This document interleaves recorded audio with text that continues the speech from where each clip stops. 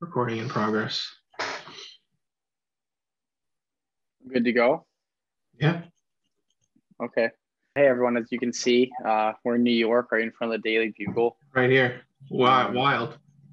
I am telling Toby Maguire that I'm not paying for those pizzas down the street. This is our somewhat spoiler-filled review of No Way Home, Spider-Man No Way Home, that I think you and I very much enjoyed. Not just based off our brief discussions we've had since seeing the movie, but the amount of times you slapped my friggin' knee throughout the movie and we're just losing your along with the rest. Big things happen. I don't know what to tell you.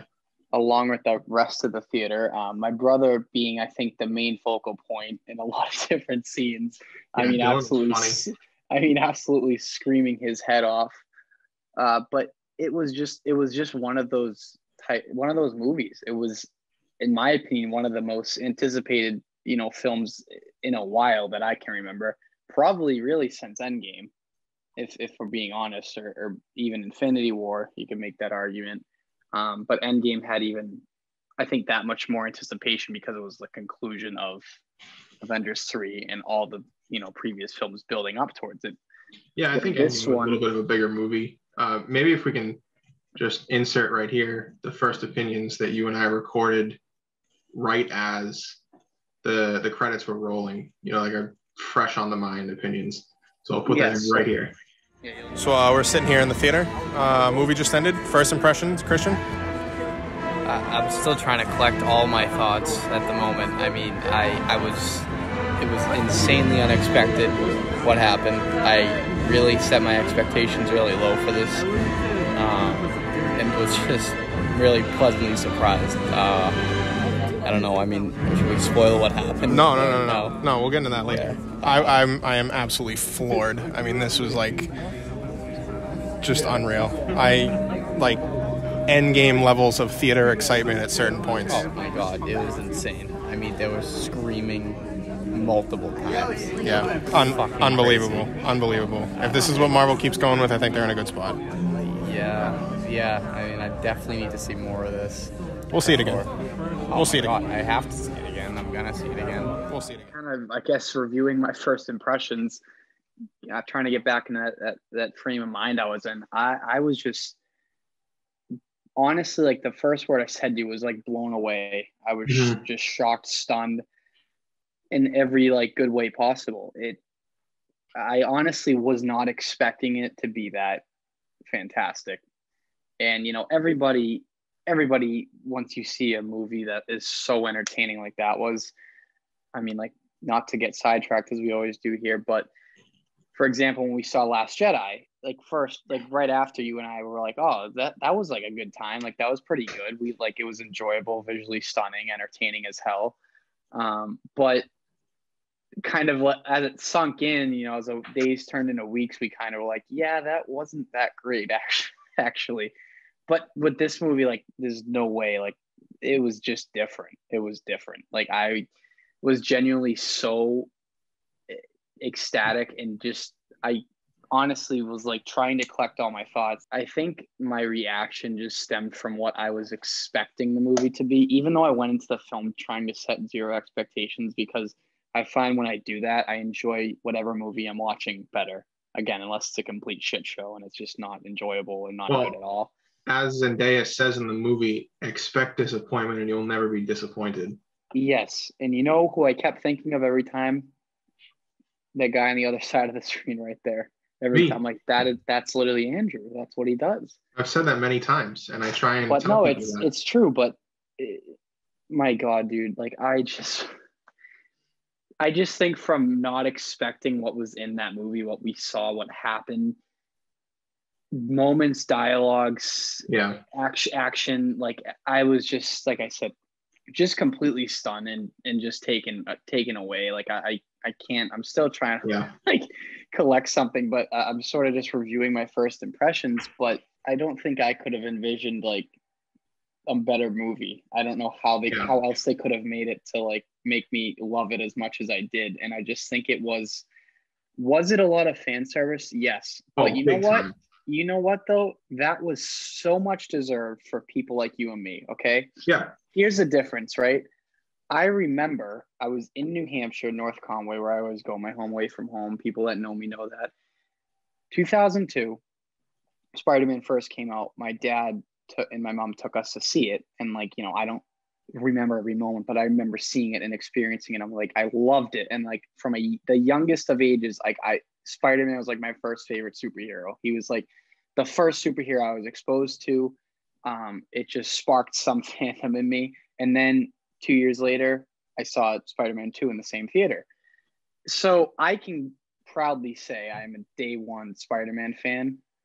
Where like with the MCU, I saw a lot of those films, but it took me a while to go back and watch every single one. So people like me, I just think a lot of different moments in here in this movie, like really, you know, hit it close to home. Oh, for sure. And I think that Spider-Man is really, he's, I think, playing in contention for the greatest superhero. Oh my God, yeah. Just you always talk about the draw that he brings in of people, right? Like the level of fandom and the level of people just, I mean, you remember, dude, Infinity War, all people talked about with that movie was Spider-Man dying. Yeah. That's it. Yeah, and when Endgame rolled around, every other great scene, like there were so many great scenes in that movie. I don't remember people cheering, clapping, going batshit crazy more than any time Spider-Man was on screen. Yeah, in Endgame, when everyone started coming back to life, I remember our theater had the loudest reaction for Spider-Man. Oh my God, yeah. But there's not even close about the character that, you know, with something like Batman, you know, who I obviously quite enjoy. In number one, yes, for sure. Not everyone, actually, very few people can relate to Batman, in the sense that not many people have that amount of money, and essentially, you know, putting aside his desire to do right by the world and to stop crime in Gotham City, he's essentially just a rich guy playing with his toys. Right. Spider-Man is the kind of character that I think is really a stroke of genius when he's been created, because he's just that high school or college kid that's trying to hold everything together, but he still has that sense of responsibility instilled by his Aunt May and Uncle Ben, that he needs to help people and help the city in New York and those that don't have the power to fix things that might be out of their control. And with Spider-Man, you know, he's trying to get his homework done. He's applying for college. He's holding down a job, a girlfriend, and being Spider-Man.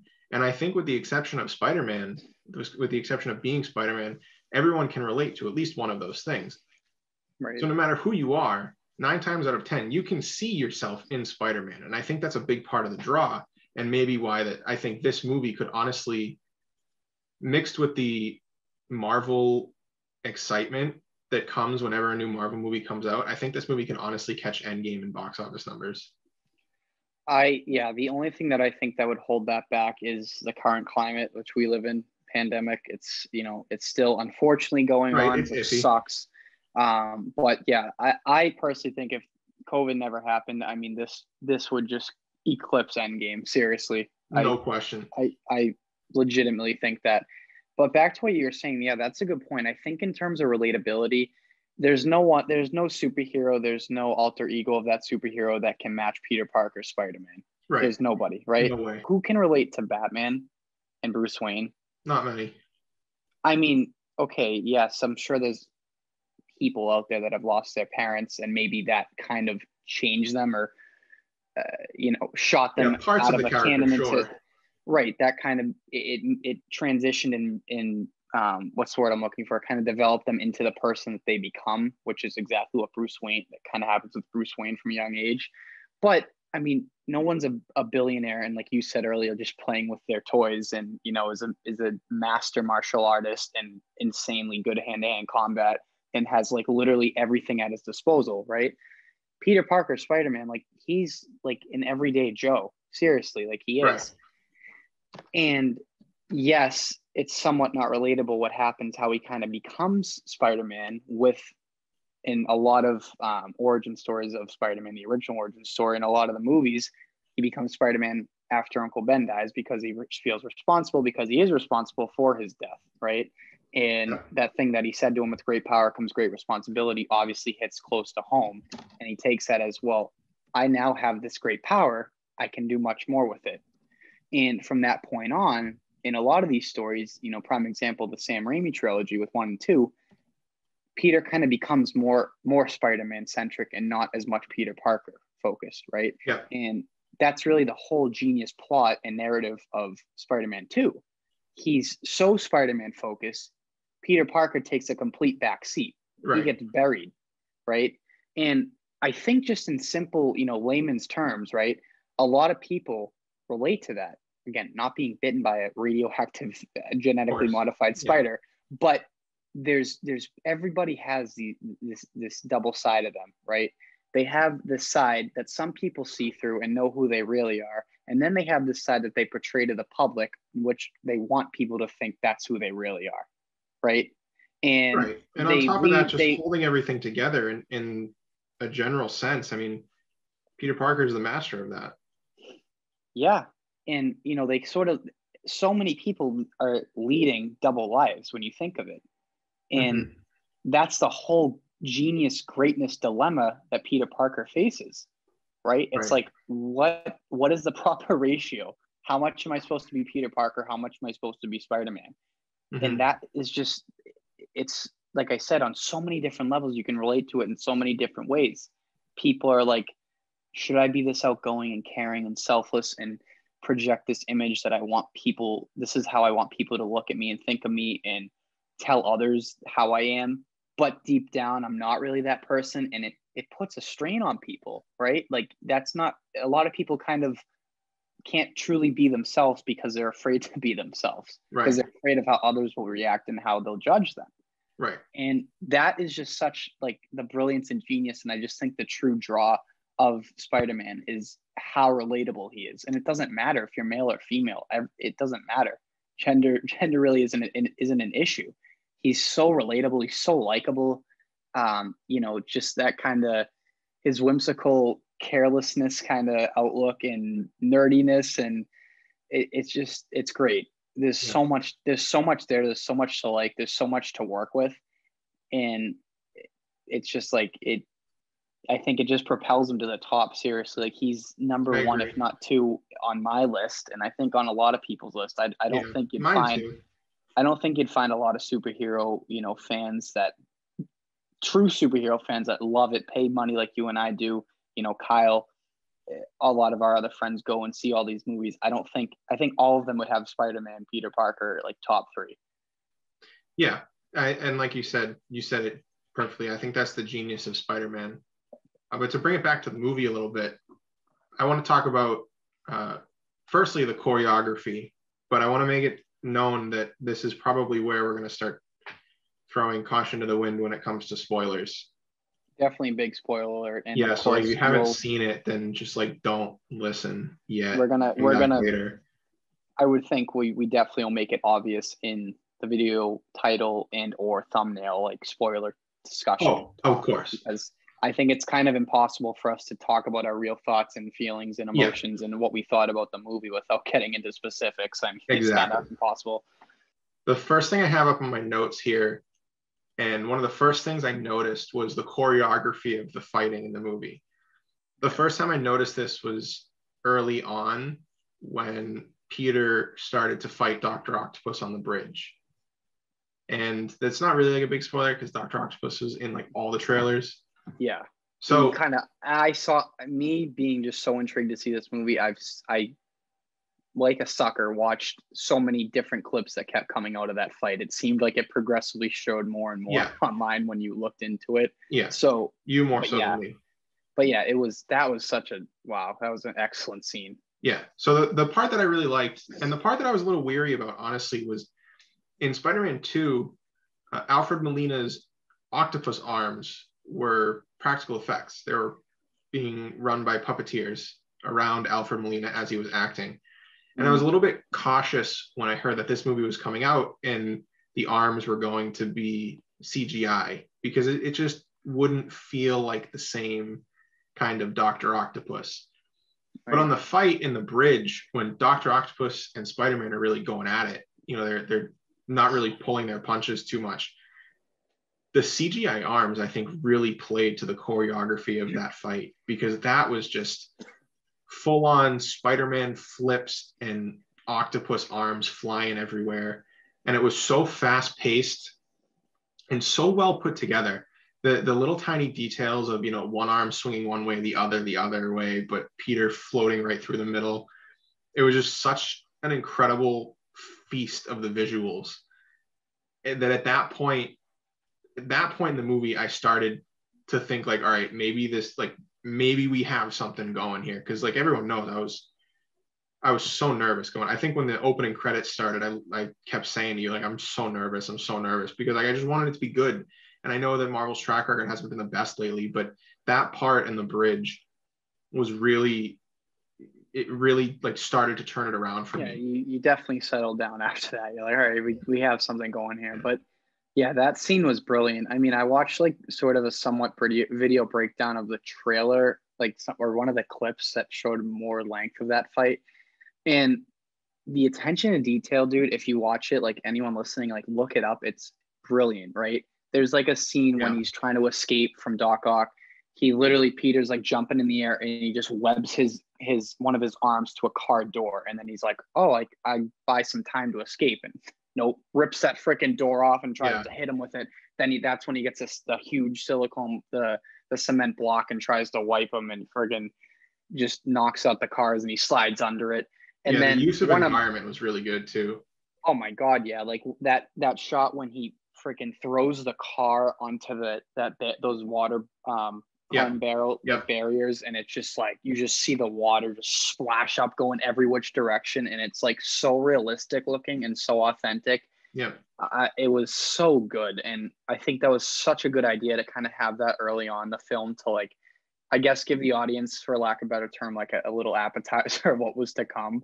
And I love too how when he goes to grab him, another great attention to detail part of that was when he throws him underneath the bridge and he has him, pinned against one of the blocks there, the stanchions there. The nanotech goes onto his arms, and he's like, Doc Ock discovers, he's like, oh, a nanotech, a brilliant Peter, or something like that. And his chest is exposed, right? And then when he goes in kind of for the kill, Peter transfers his helmet, his mask, nanotech back to his chest, because that's where he was grabbing for again. Oh yeah, it's just like Iron Man did in Infinity War. And I love that. And again, it took, like, I realized it then, but then after I watched kind of that video breakdown after I saw the movie, I was like, my God, they must have spent days just on that like 5-minute scene, which is just insane. And that's what makes good movies great. You pay that much attention to detail and you care about making, excellent choreography and just adding to the movie. Yeah. But even further on in the movie, in the choreography, when shortly after Green Goblin, well, I guess Norman Osborn makes his turn to Green Goblin, and Peter and Goblin are going at it in the building, it's not even so much of very thought out fight movements. It's more of just straight brawling between the two. And I feel like in certain points in Spider-Man 2002, it was easy to forget that the Green Goblin has these enhanced abilities like speed and strength. But in this movie, he's going toe to toe with a Spider-Man, that is not pulling his punches. This Spider-Man is angry. I mean, he's a young kid. He hasn't been through this certain level of trauma yet to learn how to control himself. So when he gets angry, he gets angry. Oh yeah. He doesn't hold back anymore. And it's evident in that scene where, Green Goblin like picks him up and suplexes him through 3 floors of concrete.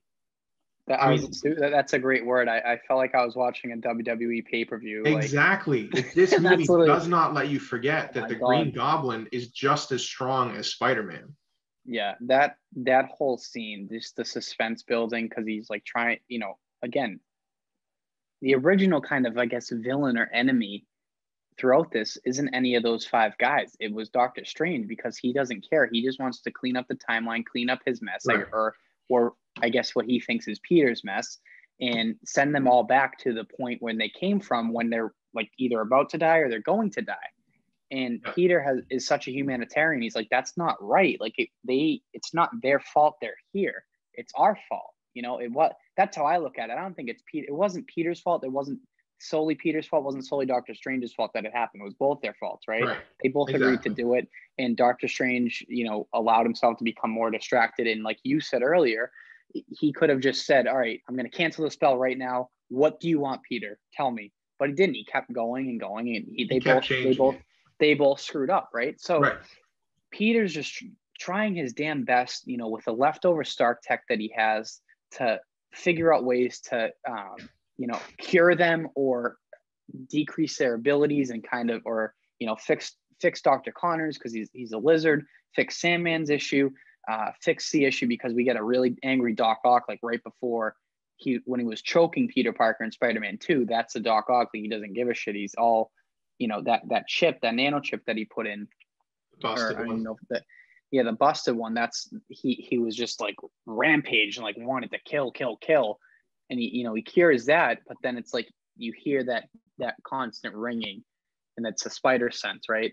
And you're like, all right, something's afoot here. Something's I like not that scene a lot. It was just such a great suspense builder. And like I said, you made a good point. You're like, yeah, well, I thought it was Electro. I'm like, yeah, it could have been, but I thought that was too obvious. Like, from the beginning, right? Because of Spider-Man 1, having recently watched that, knowing Green Goblin's character, knowing that great kind of Dr. Jekyll, Mr. Hyde, right? Like, he's not, when he's Norman Osborn, he's somewhat innocent, but when he's like Green Goblin, he's just a freaking evil genius trying to manipulate everyone around him. When that turn, dude, oh my God. And then then he turns the other villains against Peter Parker. And I think Peter was like, fuck this. Like, I'm trying to help this guy. And that's when he attacks him and they're just going at it. And like, it's like, you have your movie. And then of course that like scene, May bites the dust. Another thing I saw coming because. Rest in peace, Marissa Tomei. Because, right, this Peter, Tom Holland's Peter, he never had his Uncle Ben moment.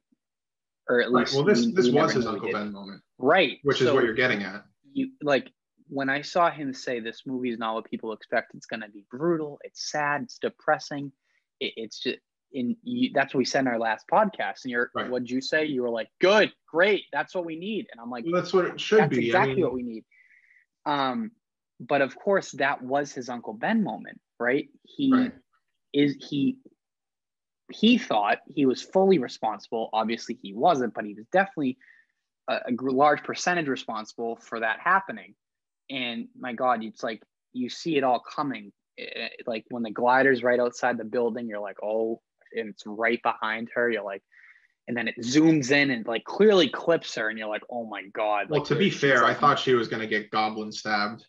Yeah, like that's what everyone saw coming. That's what they wanted you to think was happening. But clearly she just got side slipped like right in the back. And I mean, it was just like brutal. She's like, I'm okay. I just need to rest. And like, everyone knows what's coming. Right. And then poor Peter, like holds her on the back and he sees all the blood and he's just like, yeah, it just hits him like a brick wall. And you're like, you just feel so bad for him because he's never, yes, like he's been through that in the sense of him getting when he got blipped, right? But even seeing Tony Stark die, but it's like this is his aunt, like that's his mother. That's like anyone watching a mother or parental guardian die in front of you like that clearly takes a toll and doesn't number. And of course. Because like you said, in this universe, I think he's only 17, 18. He's still a young kid. I think they say 17 in this one. From that point, he doesn't really, it takes who to get that with great power comes great responsibility whole premise to him, not just Aunt May saying it to him. Because from that point on, until he meets who later, which we'll get into, of course, he just is like, I'm going to kill Goblin. I'm going to kill all of them. Like, I don't give a shit. They just killed my aunt. Them like, no fucks given at all. Didn't care. Right. So there are a couple other things I want to talk about. And we'll get back to this, deeply emotional part of the movie, which I think is a very valuable piece. I think it's something we need to talk about and something that superhero movies need to have going forward. But I want to backtrack just a little bit. And I'm going to ask you to tell everyone what I'm talking about. first third of the movie, what part do you think that I screamed the loudest? Oh, Matt Murdock, 100%. Bingo. Daredevil. Finally, and I know, slight spoiler for Hawkeye, I know that they're acknowledging Wilson Fisk, Vincent D'Onofrio as Kingpin, but to finally see, as somebody who watched the majority of the MCU, or I guess just the Marvel Netflix shows, especially Daredevil from day one, to finally see the movies acknowledge Charlie Cox's Daredevil, it's like, oh my God, that was one of my top 3 moments of the movie. I screamed so loud. And like, even though he didn't do much, I'm just so excited they finally decided to acknowledge the TV shows.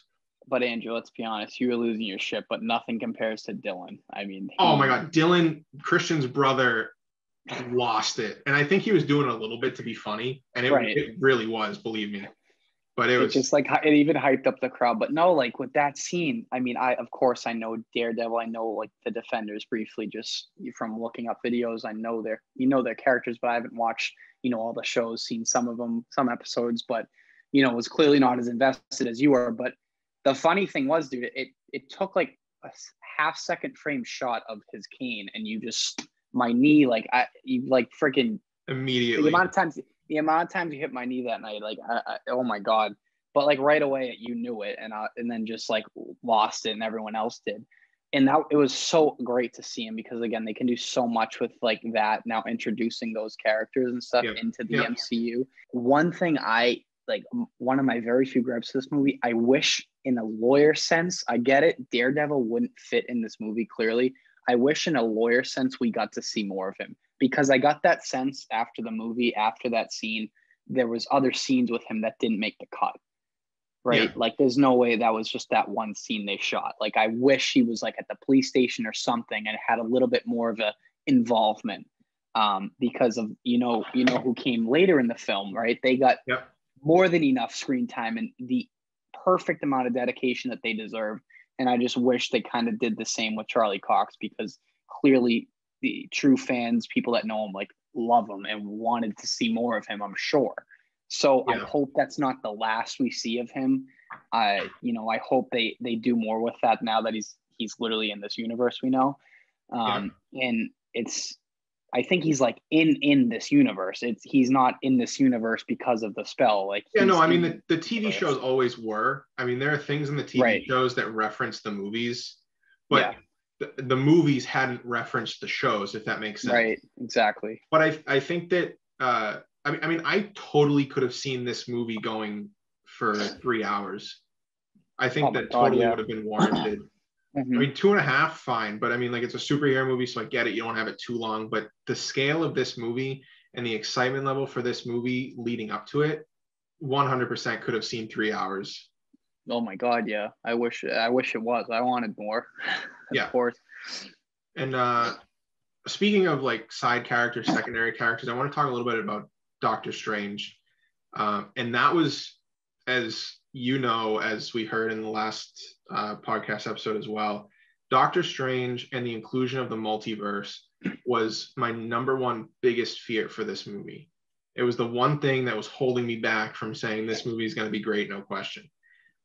Because I felt that the inclusion of Doctor Strange in the multiverse would have just been hijacking Spider-Man as a way of saying the next Doctor Strange movie is going to be about the multiverse. So get ready with this, and then we'll see Doctor Strange 2.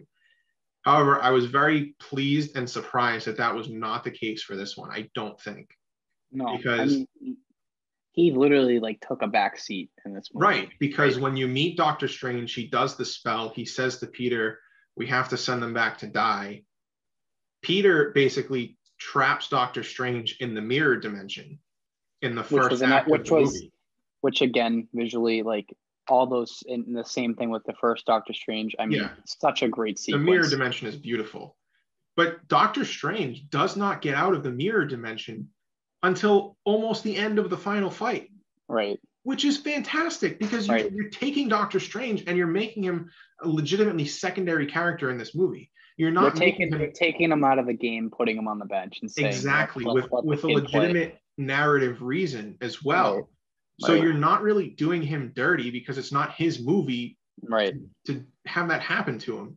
And by having him take a back seat, I understand he's part of the marketing, but that's what you need to do with marketing is show all your not all your cards, but show all your characters. And by having him get banished to the mirror dimension, it shifts the focus specifically on Spider-Man trying to help these villains that are trying to kill him. It's just a masterful concept. I was so happy with how they used Doctor Strange, even though some of his lines were incredibly poor writing. Let's Scooby-Doo this crap. No, he said shit. Crap was... Yeah, but either way. So, and then the other thing, in the same sense, is that I think that it was a little bit of poor writing on Doctor Strange's character in the first place. Because like we said before, 2016 Doctor Strange would have said, hold on. Let's think about this first. Let's go through every single possibility that could happen before we do it. But this one, he's like, you know what? We saved half the universe together. Get in my basement. Let's do the spell. So I question that a little bit, but I understand how it had to happen to make the movie go forward. Right. Yeah. That was sort of sort of tough to buy for sure. Of course, this guy knowing a character that went through, I don't know, 4 or 5 million different possible outcomes to defeating 14 Thanos. Million. 14 million. Excuse me. Someone who's insanely precise and insanely calculated, right? But is willing to create basically an alternate universe where people don't know that Peter Parker's Spider-Man, right? And like that, just it's like exactly like you said, it's just poor writing. And I think that kind of is something that the recent Marvel movies in the Phase 4, I think they've sort of suffered from that, right? Yeah, I'd say so. You look at like Black Widow, like I think they even underutilized her character, and some dialogue in that movie was just very shady and kind of dumb, frankly. I mean, Shang-Chi was all over the map, which we've discussed so many times here. With Doctor Strange, it was just weird that he just was like, oh, I'll help you. Of course, we saved the universe. And, maybe maybe most people don't mind it because that's what you said, like you said, that's what needed to happen to get this movie. Yeah. So I can't really like complain, but I wish they kind of figured it out in a different, more logical way that fit with his true character. Yeah, but I guess they also get a little bit of a pass, more so than something like Shang-Chi or Black Widow, because the poor writing was geared towards a secondary character. Whereas I think the poor writing in Shang-Chi and Black Widow were directed towards the characters of Shang-Chi and Black Widow. Right. And there is a difference. Yeah, that's a structural problem in your movie if your main character has very poor writing.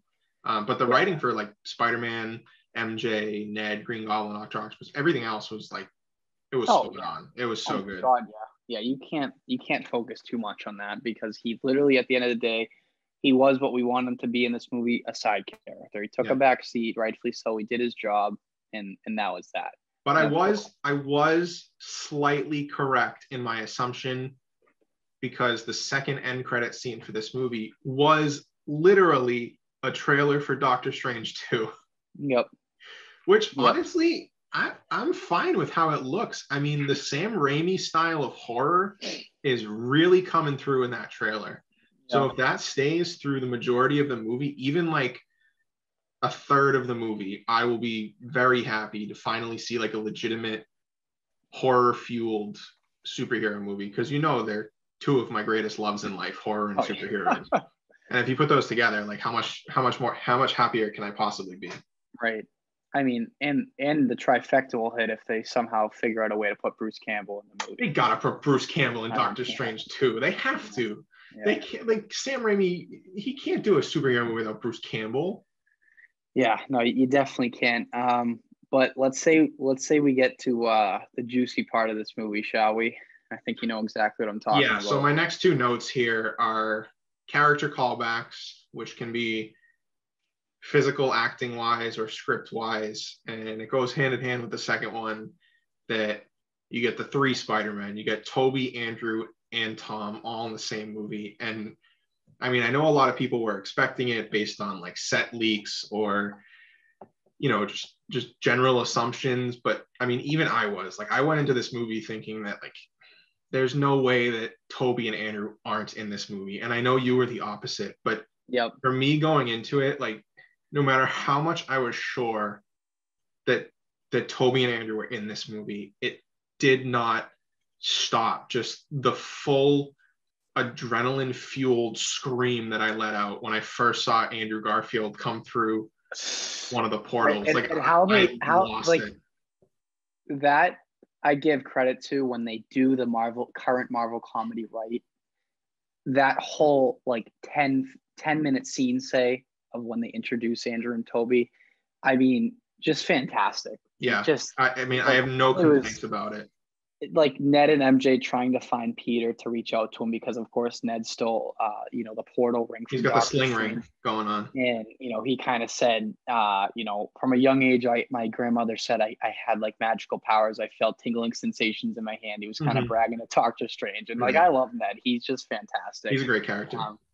And you're kind of like, oh yeah, okay, whatever, Ned. Like you kind of side with Strange in that. You're like, yeah, you're nothing special. Like, buddy, I've been through the friggin' ringer to become Doctor Strange, the Sorcerer Supreme. I literally went to the origin in Nepal, Mount Everest. I got trapped outside of a mountain to try to figure out my way back. All right, so just sit there and try looking. And Ned's just going, my grandma says I'm magic.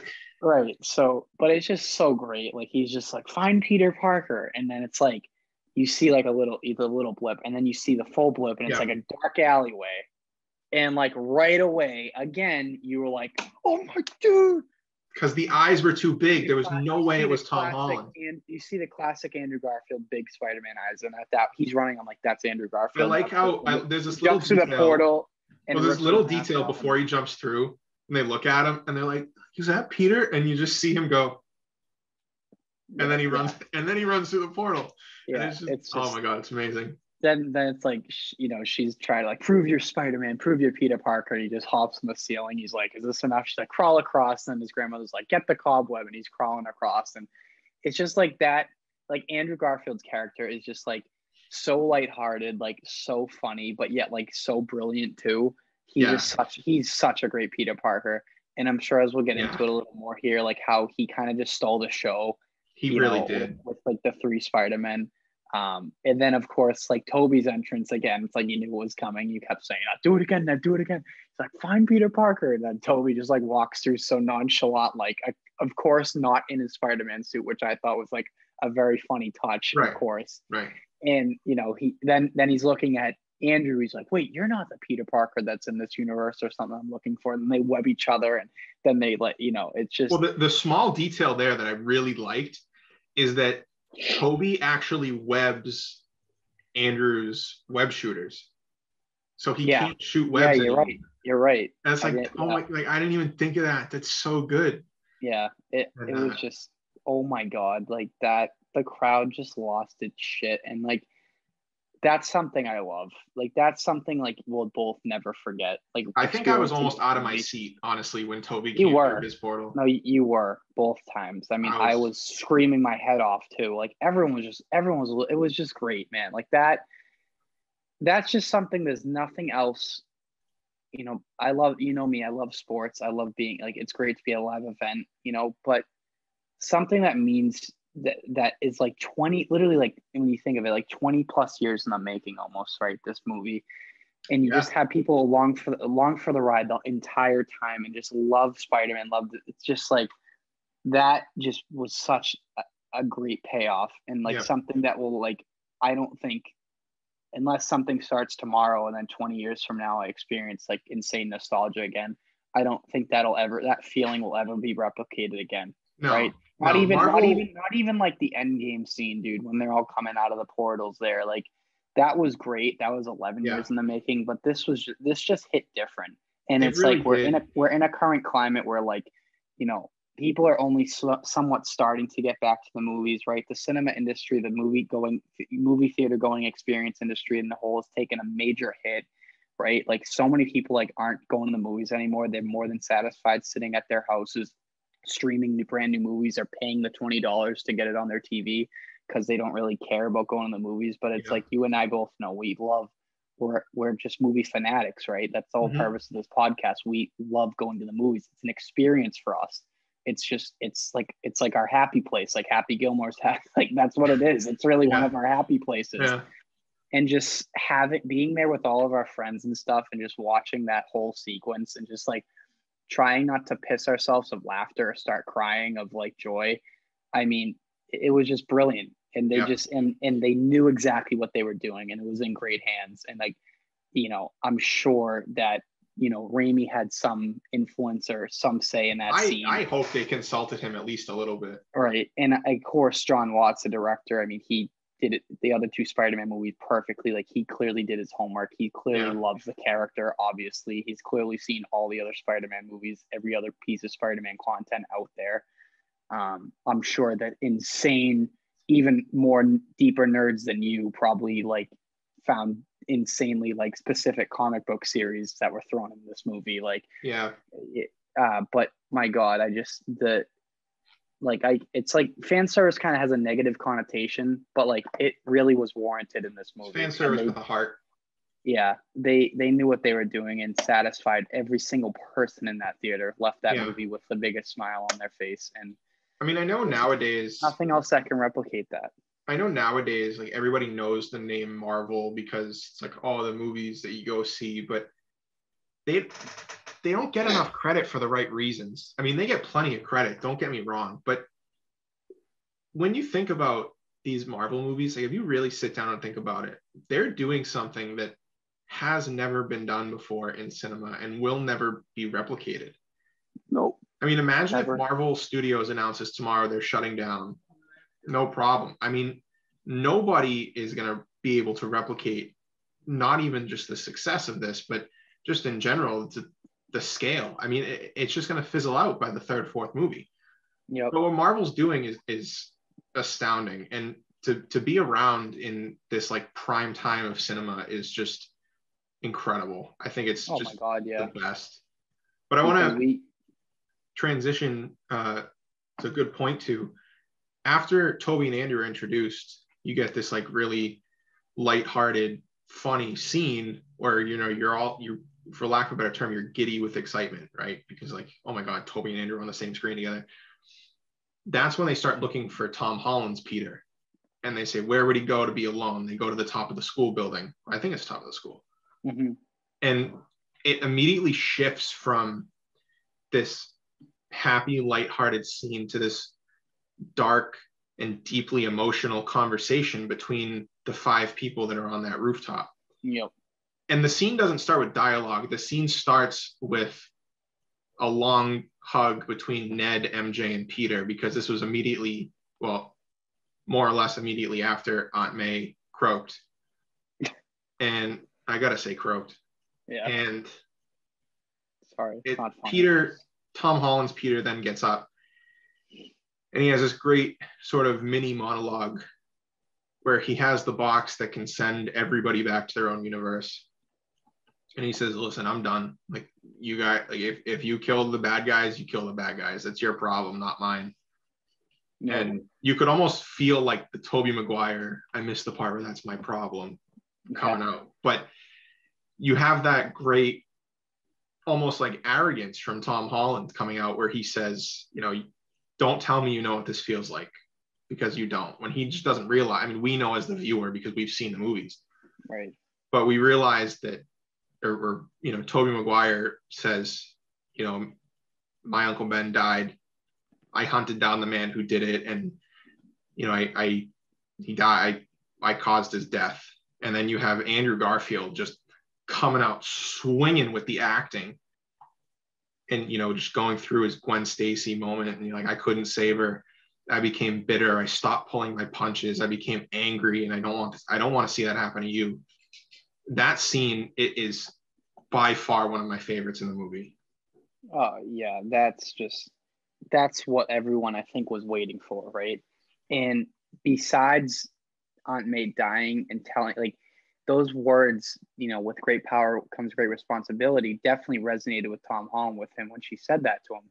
But I think it was just driven home with Toby and Andrew. Toby said it. Yeah. And that's when Toby said it, and he was like, "How do you know that?" And he's like, "Well, that's what my Uncle Ben told me." And Andrew's like, "Exactly, me too, the same exact thing." But the important part of that is that he says, "That's what my Uncle Ben told me on the day he died." Right, exactly. That's what hammers it home for Tom Holland's Peter, is that we're all the same, the three of us. They know what I'm going through right now. As you always say, the only difference was just different means to get to the same end, right? Right. That's exactly the case. And he was like, "Holy shit, like these guys have been through the ringer too. I'm not alone. I'm not unique, right? I gotta keep going. Why would Aunt May wouldn't want me to live out the rest of my life bitter and resentful and hateful? That does nothing for me. She would want me to live my life to the fullest and be the man I am." And it was just so great, like a big brother moment, but yet they're the same person. And they're just such a reassuring presence for Tom Holland, who's like obviously significantly younger than them. Like they're like Spider-Man, Peter Parker. They've been through like World War I, II, and III compared to Tom Holland, who's kind of like, been through a lot, but like in the grand scheme of the life of Spider-Man, it's like 2 years versus 50. It's like nothing.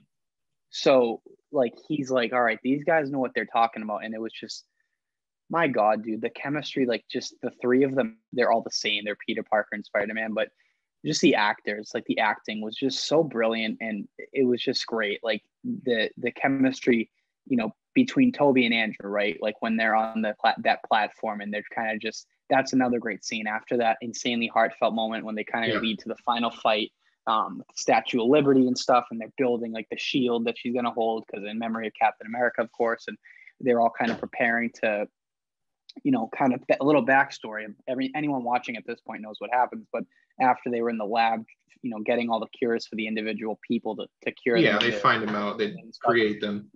They're kind of just shooting the shit with one another for like 10 minutes, and it's just gold. It's just gold, and it's just like everyone's fandom is just, and nerdiness is just. It's such an incredible scene. Yeah, just everyone's like, you're just glued to the screen, right? And you're just to hear them have a simple conversation. There's nothing special about it, but the context of it, that you have three different Spider-Men from three different cinematic universes on the screen at once, is astounding. Yeah, and just like the little things they say to each other, where like Toby is like stretching out his back, and he's like, "Oh, my back. I got back problems. Yeah, I got back problems." And Andrew's like, I can crack it for you. Want me to crack? Because like Andrew's just such like a big teddy bear. He's like, I have all of them. Like he's just like the most kind of outspoken and just like so like definitely giving, in general, right? Like Toby and Tom are a little bit more reserved. Like he doesn't care. Like he is who he is, and he's like, "I'll crack your back for you." And it's just like, it'd just be like if anyone cracked anyone else's back. And then he's like, and then Toby's kind of giving him reassurance, because he obviously doesn't have a lot of, a lot of self-esteem, clearly. Like, that kid's been through the ringer and was responsible for his girlfriend dying in his arms. He snapped her neck unintentionally, of course. And he's kind of just sitting there. He's like, yeah, no, whatever. And Toby, of course, kind of the brilliance of the Raimi verse. He's like, I just want you to know you're amazing. You're amazing.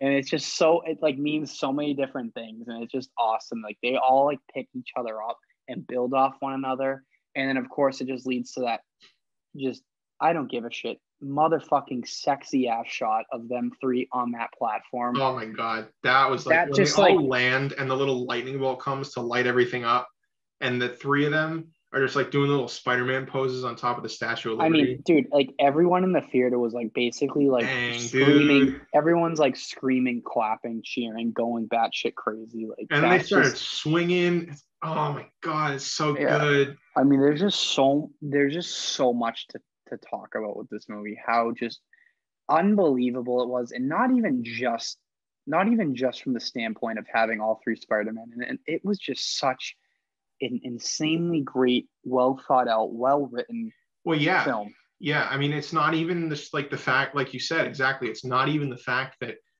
Toby, Andrew, and Tom are in the same movie. It's the fact of how well Marvel was able to handle that. I mean, it's like it didn't feel lazy or forced at all. I mean, it just, everything in that movie felt so naturally progressed as you go on, and when the three Spider-Men meet each other, I mean, I know they're more or less the same person, but it's like listening to a conversation between friends that have known each other for decades. I mean, they did not skip a beat.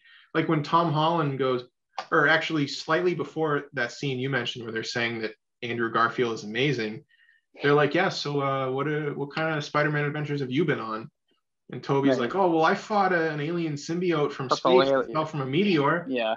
And then Tom is like, yeah, well, I fought an alien in space. A purple alien, yeah. And then Andrew's like, man, I want to fight an alien. I'm lame. They're just like, no, you guys go. I'm lame. I don't know. It's kind of like the classic like war scar like scene. Like they're all kind of comparing what they've been through. Right. So or when they land again and they're trying to figure out how to work. And what the best part about that is like the audience like in their heads knows every little thing they're talking about. Yeah. We as the audience know all the details.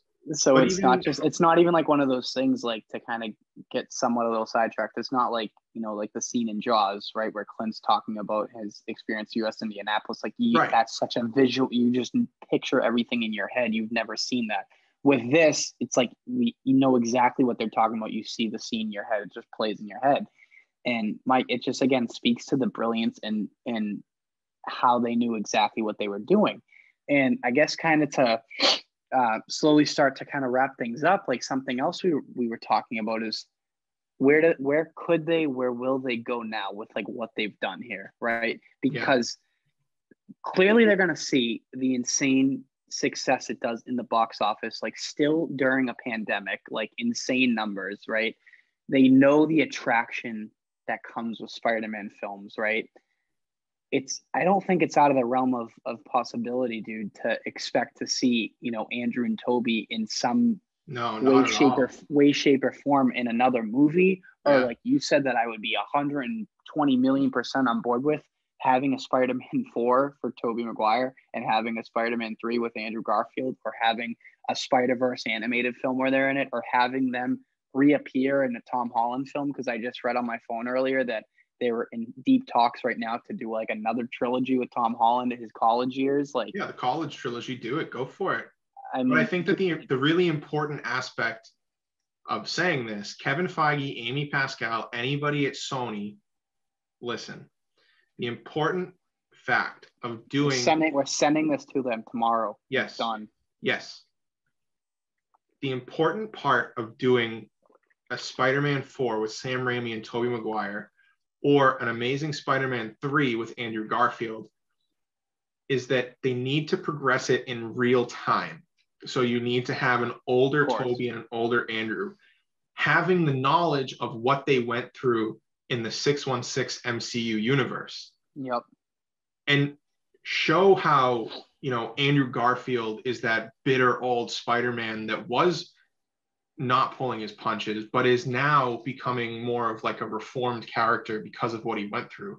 Or show Tobey trying to, say, wrap up his time as Spider-Man, maybe have his kids, like from the comics, who gain his powers, have them be sort of the transition into the new Spider-Man of that universe. But they need and something else with that too, like, not to get sidetracked, like you kept saying, kind of talk about what really was the main narrative around those three films was his relationship with Mary Jane.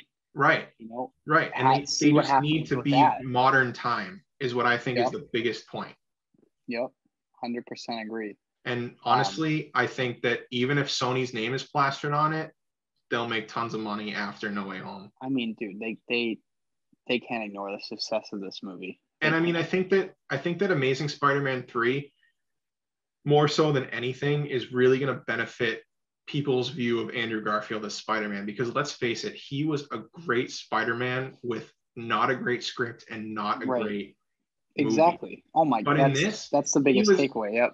In No Way Home, I mean, nothing. He stole the show, dude. He stole the show. He was the most emotional. He was the most physically active. One of my favorite parts of the movie is when they're going through saying, "You're Peter 1, you're Peter 2, you're Peter 3." You just see Andrew Garfield go, "Peter 3," because he's just like he's that such like an eccentric kind of character that he cares about it so much. Yeah, he's just so good as Spider-Man, and he really got the short end of the stick with his two movies. Yep, genuinely, I think that they need it's not my original thought. It's not your original thought. But whoever came up with this, it's so true, right? the general consensus, I think now, is that Tobey Maguire, right, was the best Peter Parker, right? Yep. Andrew Garfield was the best Spider-Man. Yep. Tom Holland is the best at kind of portraying both of them. Yep. 100%. And that's I think like what it is. And it's just and not to discredit it. Tobey's an amazing Spider-Man, and Andrew's a great Peter Parker, and Tom Holland's great at both too. But it's just so true. It's that simplistic. It's that easy. Like Andrew is just such a great Spider-Man, and like you said, like you nailed it. That's what kind of sucks. Like the Amazing Spider-Man movies, very entertaining, very great, very heartfelt. You know, hit it home to a lot of people. But he carried those movies single-handedly. He carried those movies, and he was just working with what he had to work with and what he had, you know, at his disposal. It wasn't. It's kind of suffered from poor writing, poor direction, not great acting from other cast members and whatnot.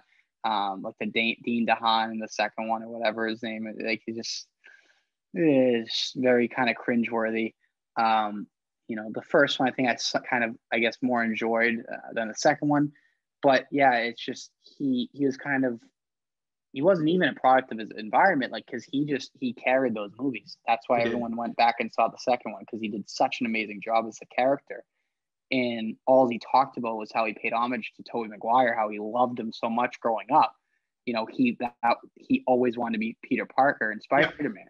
There's a young, you know, everyone dressed up as Spider-Man as a kid, but like there was a shot like his mother made him a homemade Spider-Man costume when he was like 5 or 6 or something, and it's like just shows how he like loves the character so much. And I think that's what it is. Andrew, if you ask Andrew Garfield, like what is, and I think I've seen a video of him admitting this, what is your favorite character you've portrayed in a movie? He'd say Spider-Man. Oh, for sure. It means so much to him. It really does. And obviously means a lot to Tobey and Tom as well. But Andrew, there's just kind of a slight difference. Like he takes it that much more serious, and he just would die to play Spider-Man any chance he got. Yep. Dude, yeah, like I think there's like so much more to talk about with this movie. Yeah, well, let's just go through, give our final thoughts. Yeah. To wrap it up, I think that honestly, if this is the way that Marvel keeps going, I'm A-okay with it.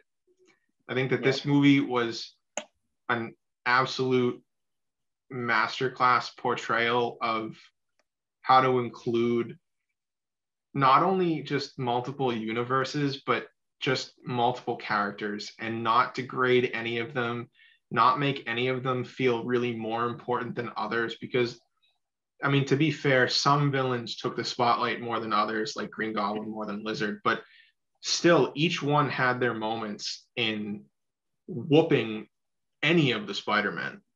And each Spider-Man had their moments in, you know, fighting villains that weren't theirs, or fighting villains that were theirs, and redeeming certain parts of their past trilogies, and, you know, facing their own demons, like that absolute masterful scene of Andrew Garfield catching MJ in the same way that he couldn't catch Gwen Stacy. I can't even believe we forgot that. That's something I knew. Once I saw him in that movie and we knew the MJ fall was coming, I'm like, he's gonna save her, of course. Exactly. I mean, that was great just shot of Tom so close, and then Green Goblin comes on his glider, takes him, and then Andrew, just like spider sense tingling, jumps right down, saves her, redeems himself, and he's more shook than MJ is. She's like shook and looks at him. He's like on the verge of tears, just has a sad yet completed look. Like that's what he needed, as you put it the other day. He finally got his closure with that. Right. He did some good. He saved MJ. He saved another version of himself, Gwen. Right. You know, that I think that kind of closes some of that, you know, just that insane guilt that he felt, because the brilliance I love about Amazing Spider-Man 2 was just how incredibly depressing and sad that movie was. Yeah. I mean, like the whole movie is based around him seeing Captain Stacy, what's his face? Dan Leary's character, or I think his name is, you know, seeing him and feeling that guilt, like you shouldn't be with Gwen. You shouldn't be with Gwen. You're going to be responsible for her. You shouldn't. And of course, you know, that's exactly what ended up happening. So it's just, my God, like the guilt and stuff he must have felt. and then the ending of that movie to just never give up at Spider-Man. Like Peter Parker obviously took a huge hit, but he like never gave up on Spider-Man. It's just, that was something that I loved about that movie. It was so bittersweet, and it was just so great to see him finally get that in this movie and be a hero that he was meant to be. And there's just so much to like about this movie, so much more to talk about. Like I definitely want to, after we kind of rewatch it in a couple of weeks, once my girlfriend comes here, and hopefully we'll see it in, you know, a theater that's kind of less crowded, less insane, so we can kind of hear some more of the dialogue that we missed. We can kind of have some other thoughts and maybe include, you know, other people in it, have another Zoom call with other people, but definitely be on the lookout, because I definitely want to do another talk about this movie.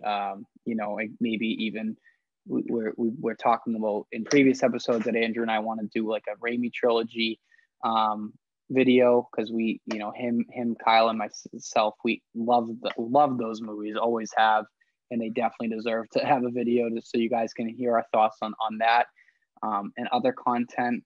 Kind of, I guess, as like a tease for next time, is Andrew and I are still kind of working out when to fit in our top 5 movie list. I'm sure people that have been with us from the beginning are still somewhat waiting to hear us talk about that. We're working on it. We have a couple other projects lined up. So we're, you know, trying to pump out as much content as we can for you guys. But yeah, so as always, you know, we kind of don't really say it. Our buddy Kyle comments, but, you know, would love to see what any of you thought about this movie, what you think of Spider-Man, a great Spider-Man Peter Parker dilemma. Any of your thoughts, you know, please post in the comments section below. Find Kyle's comment and tell him that he's wrong. It's no, but seriously, it just sparks discussion. That's what we love here. You know, Andrew always puts our links to our Letterboxd accounts, of course, our Instagram. So interact with us as much as you can. You know, God bless that movie theater usher that took our photo in front of the poster. Yep, because they took it down. Thank God Andrew said to do that, because they literally put up Sonic the Hedgehog 2, believe it or not. That's what they replaced with that brilliant masterpiece of a movie that this was. Idris Elba's in that movie, right? So great. Pump the brakes. Nothing compares to Spidey. Sorry. But yeah, so I think that's a great place to conclude. So again, be on the lookout as always for upcoming movies. Follow us on Instagram. As always, tell your friends, mothers, parents, grandparents, neighbors, guardians, mailman, dog walker. Our number one fan, Aiden. Eddie Benatendi. I mean, Aiden, you gotta, dude, come on, get going, dude. Spread the word. Yeah, come on. Enough with the homework, Aiden. Get to it. Thanks as always for listening, watching. Always remember, it's pizza